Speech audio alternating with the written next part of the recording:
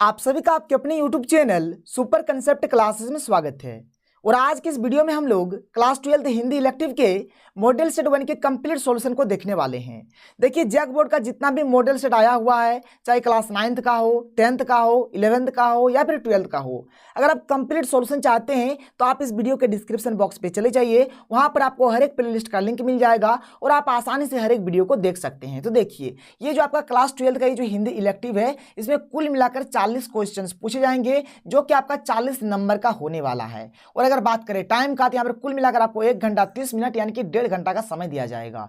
तो चलिए एक एक करके हम लोग हर एक क्वेश्चन को देखते हैं। तो देखिए हमारे पास जो पहला क्वेश्चन है, पहला क्वेश्चन पैसेज का है। और पैसेज मैंने समझते हैं, आपको सबसे पहले पैसेज पढ़ना पड़ेगा, फिर आप हर एक क्वेश्चन को पढ़िए और उसका आंसर दीजिए। ठीक है, तो यहाँ पर देखिए सबसे पहले आप यहाँ से लेकर यहाँ तक पढ़िए। ठीक है, जब आप इसको पढ़ेंगे ना तो इससे रिलेटेड जो भी क्वेश्चन यहाँ पर पूछे गए हैं, हर एक का आंसर आपको इसी पैसेज के अंदर से मिल जाएगा। तो यहाँ पर आप पढ़ लीजिएगा, कोई दिक्कत वाली बात नहीं है। अब यहाँ पर मैं आपको क्वेश्चन दिखाता हूं कि क्वेश्चन कैसा है, फिर हम लोग पैसेज को देखेंगे और आंसर को मिलाएंगे। ठीक है, तो देखिए यहाँ पर हमारे पास जो पहला क्वेश्चन है क्या है कि विज्ञान की प्रगति से किसमें वृद्धि हुई है। ठीक है, मतलब विज्ञान में जो प्रगति हो रहा है, मतलब किस चीज में वृद्धि हुई है, मानव बुद्धि में, आधुनिक सुख साधनों में, मानसिक स्वास्थ्य में या फिर शारीरिक स्वास्थ्य में। आप थोड़ा सा पैसेज में आइए, देखिए साफ साफ लिखा गया है कि विज्ञान की प्रगति से आधुनिक सुख साधनों में पर्याप्त वृद्धि हुई है। देखिए क्या है, आधुनिक सुख साधनों, इसका सही आंसर हो जाएगा। क्लियर है, तो इसका सही आंसर हो जाएगा ऑप्शन नंबर बी, यानी कि आधुनिक सुख साधनों में। मिला कि नहीं मिला? बिल्कुल मिला। आगे देखिए क्वेश्चन नंबर 2 क्या है, देखिए कि विज्ञान की प्रगति हमारे लिए चिंता का कारण क्यों है। इसमें मानव बुद्धि कुंठित हो गई है, शारीरिक स्वास्थ्य में गिरावट आई है, मानसिक स्वास्थ्य में गिरावट आई है, या फिर ये सभी। तो सबसे पहले आप पैसेज में आइए, देखिए लिखा हुआ है साफ साफ, यहाँ पर आप देख सकते हैं कि मानव बुद्धि कुंठित हो गई है, 1 पॉइंट मिला। शारीरिक तथा मानसिक स्वास्थ्य विकृत हो गया है। ठीक है, मतलब यहाँ पर देखिए ये भी आपका सही हो रहा है, ये भी आपका सही हो रहा है, ये भी आपका सही हो रहा है, इसलिए इसका सही हो जाएगा ऑप्शन नंबर डी, यानी कि ये सभी। ये जो क्वेश्चन नंबर 2 है, इसका सही आंसर क्या होगा, ऑप्शन नंबर डी हो जाएगा, ये सभी हो जाएगा। क्लियर है, कोई प्रॉब्लम नहीं है। आगे बढ़ते हैं, आगे देखते हैं क्वेश्चन नंबर 3 देखते हैं यहाँ पर। ठीक है, क्वेश्चन नंबर 3 देखिए क्या है कि उपयुक्त गद्यांश के लिए उपयुक्त शीर्षक लिखिए। क्या है, स्थायी सुख, वैज्ञानिक प्रगति और अध्यात्मवाद, विद्यार्थी जीवन में अनुशासन और विज्ञान जनित उपलब्धि। देखिए यहाँ पर क्या है, एक्चुअल में क्या बोला जा रहा है, ये आपने जो पैसेज पढ़ा, इस पैसेज के अकॉर्डिंग आपको क्या करना है, टाइटल लिखना है। टाइटल, तो क्या टाइटल आप देंगे इसका, यहाँ पर क्या हो रहा है कि विज्ञान में प्रगति भी हो रहा है, यानी कि ये जो ऑप्शन नंबर बी है ये सही हो जाएगा, वैज्ञानिक प्रगति और अध्यात्मवाद। क्योंकि ये जो यहाँ पर अगर आप इस पैसेज को देखेंगे तो देखिए यहाँ पर अध्यात्मवाद यानी कि आध्यात्मिक के बारे में भी लिखा हुआ है, मतलब दोनों चीज यहाँ पर है आपका। ठीक है, इसलिए इसका सही आंसर हो जाएगा, क्या हो जाएगा, ऑप्शन नंबर 20 का सही हो जाएगा। आगे देखिए क्वेश्चन नंबर 4 क्या है कि विज्ञान जनित बुराइयों से मुक्ति कैसे मिल सकती है। वैज्ञानिक प्रगति से, आधुनिक सुख साधनों के उपयोग से, भौतिक और आध्यात्मिक उन्नति में संतुलित सामंजस्य स्थापित करके, या फिर आधुनिक जीवन शैली अपनाकर। तो देखिए ये जो क्वेश्चन है इसका भी आंसर आपको इस पैसेज में मिलेगा। क्या है कि भौतिक और आध्यात्मिक उन्नति में संतुलित सामंजस्य स्थापित करके। ठीक है, ये जो आपका ऑप्शन हो जाएगा ये आपका सही ऑप्शन हो जाएगा, ऑप्शन नंबर सी इसका सही हो जाएगा। क्लियर है, कोई प्रॉब्लम नहीं है, 4 का सही हो जाएगा आपका ऑप्शन नंबर सी। आगे देखिए, अब यहां से हमारा फिर से और एक पैसेज है, मतलब देखिए दो पैसेज आपको यहां पर मिलता है। यहां पर इस पैसेज को आप पढ़िएगा, क्या है कि पथ पर चलना तुझे तो मुस्कुराकर चल मुसाफिर। ठीक है, जो भी आप पढ़ लीजिएगा, अच्छा भी लगेगा, मजा भी लगेगा, और जो भी क्वेश्चन का आंसर होगा आपको इसी से मिलने वाला है। तो देखिए क्या है क्वेश्चन क्या है, क्वेश्चन नंबर 5 कि प्रस्तुत पंक्तियों में कवि किसे संबोधित कर रहा है, वीर जवानों को, किसानों को, मुसाफिर को, या फिर इनमें से कोई नहीं। तो आप पढ़ के देख सकते हैं, मुसाफिर के बारे में बात ही हो रहा, तो मुसाफिर को मतलब संबोधित कर रहा है। क्वेश्चन नंबर 6 क्या है कि कवि संघर्षों का सामना करने का क्या रास्ता बतलाता है, कि संघर्षों का मुस्कुराकर सामना करना, मुश्किल में पीछे हटकर, रंगीन कलियों तितलियों की ओर आकर्षित होकर, सूल देखकर घबराने से। देखिए यहाँ पर साफ साफ लिखा गया है शुरू में ही कि पथ पर चलना तुझे तो मुस्कुराकर चल मुसाफिर, मुस्कुराकर बात हो रहा है यहाँ पर। ठीक है, तो इसका सही आंसर हो जाएगा, क्या हो जाएगा, ऑप्शन नंबर ए, यानी कि संघर्षों का मुस्कुराकर सामना करना। जो भी संघर्ष होगा उसका हम लोग क्या करेंगे, हंसते हंसते एकदम डट कर सामना करेंगे। ठीक है, आगे देखिए अगला क्वेश्चन क्या है, क्वेश्चन नंबर 7 कि उपयुक्त पद्यांश के लिए उपयुक्त शीर्षक बतलाइए। क्या होगा इसका शीर्षक, क्या होगा टाइटल, तो मुसाफिर के बारे में बात हो रहा है, जिसका हम लोग टाइटल दे सकते हैं, क्या हो जाएगा, मुसाफिर हो जाएगा।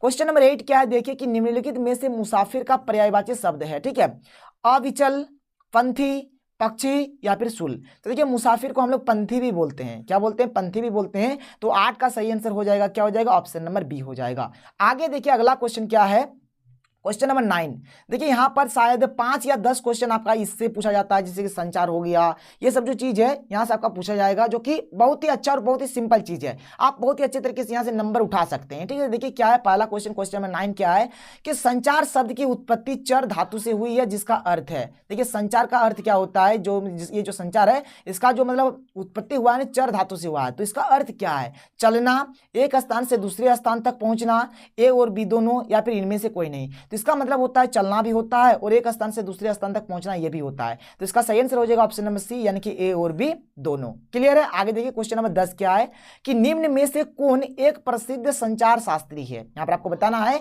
कि कौन एक आपका यहां पर संचार शास्त्री है। तो 10 का सही आंसर हो जाएगा ऑप्शन नंबर ए, यानी कि क्या है, विल्बर स्ट्रैम। विल्बर स्ट्रैम क्या है, एक संचार शास्त्री है। 10 का सही आंसर हो जाएगा option number A.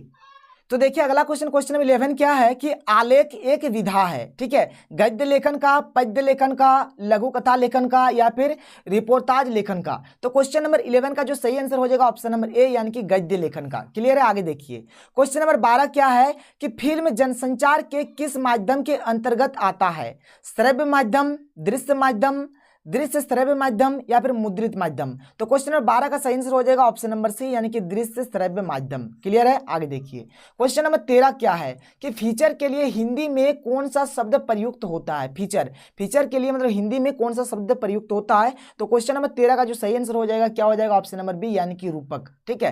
Question number 14 देखिए क्या है कि संपादकीय किसके द्वारा लिखा जाता है, पत्रकार के द्वारा, कवि के द्वारा, संपादक के द्वारा, या फिर संवाददाता के द्वारा। तो इसका सही आंसर हो जाएगा ऑप्शन नंबर सी। देखिए यहाँ पर क्या है, संपादकीय है ना, तो संपादक के द्वारा ही तो लिखा जाएगा, नाम मिलता जुलता है, तो उसी के अकॉर्डिंग आप आंसर बताइए। आगे देखिए क्वेश्चन नंबर 15 क्या है कि जनसंचार माध्यमों का प्रमुख कार्य क्या होता है, लोगों का मार्गदर्शन करना, मनोरंजन करना, सूचना देना और शिक्षित करना, या फिर ये सभी। इसका सही आंसर हो जाएगा ऑप्शन नंबर डी, यानी कि ये सभी। ये जो जनसंचार का है, इस जनसंचार माध्यम का जो मेन वर्क होता है क्या होता है, सब कुछ होता है, लोगों को मार्गदर्शन करना भी होता है, मनोरंजन करना भी होता है, सूचना देना, शिक्षा करना, शिक्षित करना, शिक्षा देना, ये सब हर एक चीज होता है। ठीक है। क्वेश्चन नंबर 16 देखिए क्या है, मतलब 15 का सही आंसर आपका हो गया ऑप्शन नंबर डी।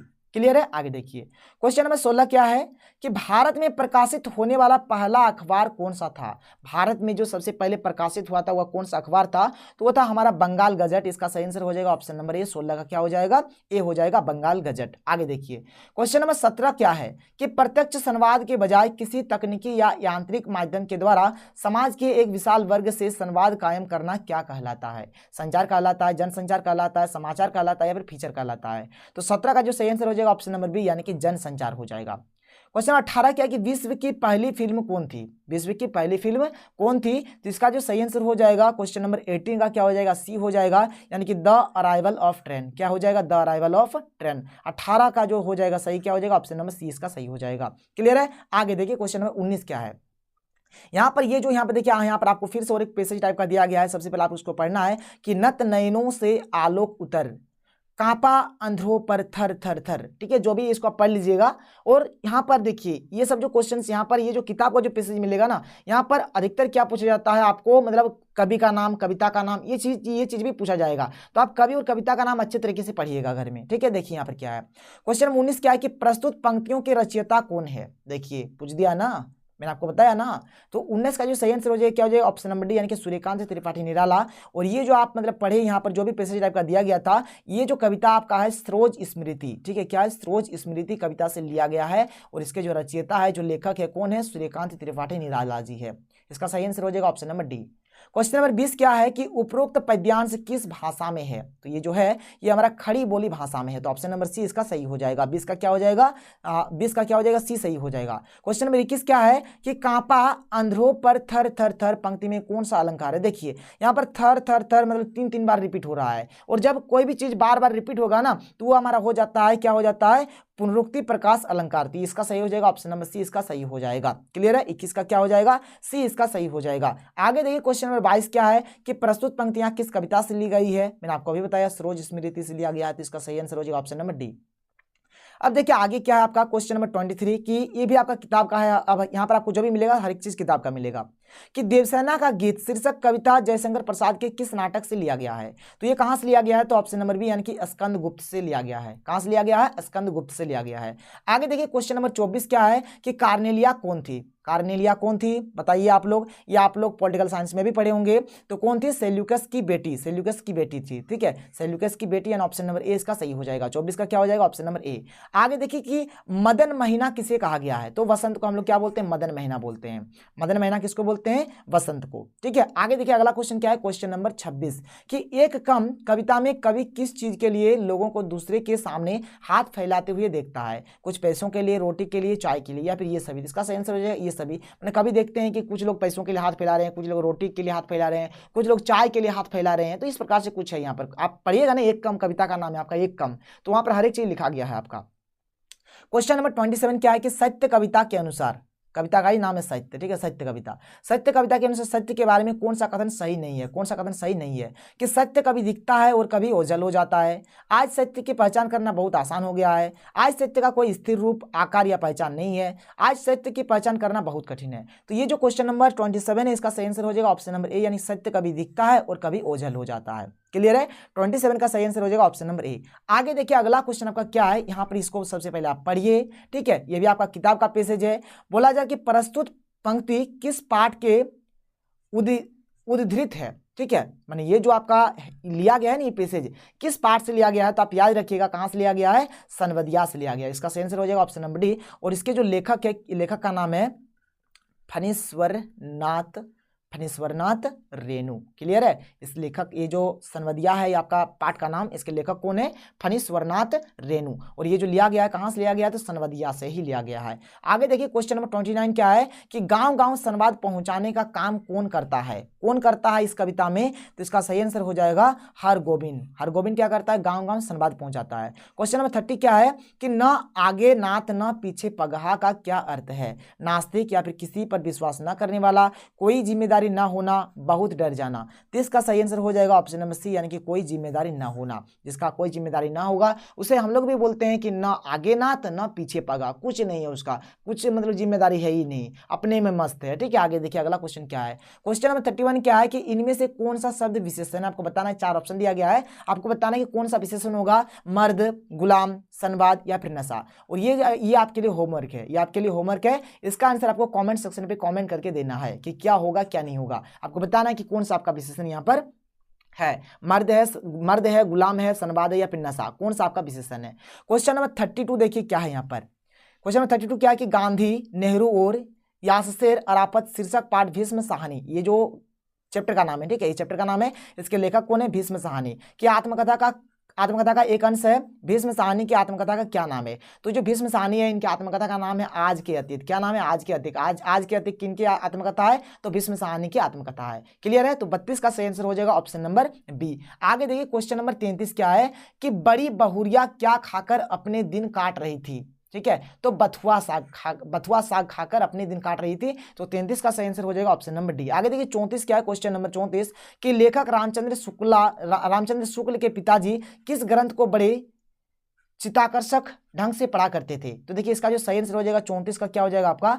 34 का हो जाएगा ऑप्शन नंबर सी, यानी कि रामचरितमानस भी पढ़ा करते थे और रामचंद्रिका भी पढ़ा करते थे। तो 34 का सही आंसर हो जाएगा ऑप्शन नंबर सी, इसका सही हो जाएगा। आगे देखिए क्वेश्चन नंबर 35 क्या है कि मोहल्ले के लोग लेखक एवं उनके मित्रों को किस नाम से पुकारते थे? यहाँ पर 4 ऑप्शन दिया गया, आपको बताना है कि क्या इसका सही होगा। तो इसको हम लोग बोलेंगे निसंदेह लोग। तो 35 का आंसर हो जाएगा ऑप्शन नंबर ए, यानी कि निसंदेह लोग। आगे देखिए क्वेश्चन नंबर 36 क्या है कि कहाँ की मिट्टी को हाथ लगाना बड़ा अशुभ माना जाता है? तो मसान का जो मिट्टी है ना, मसान की मिट्टी को हाथ लगाना बड़ा अशुभ माना जाता है।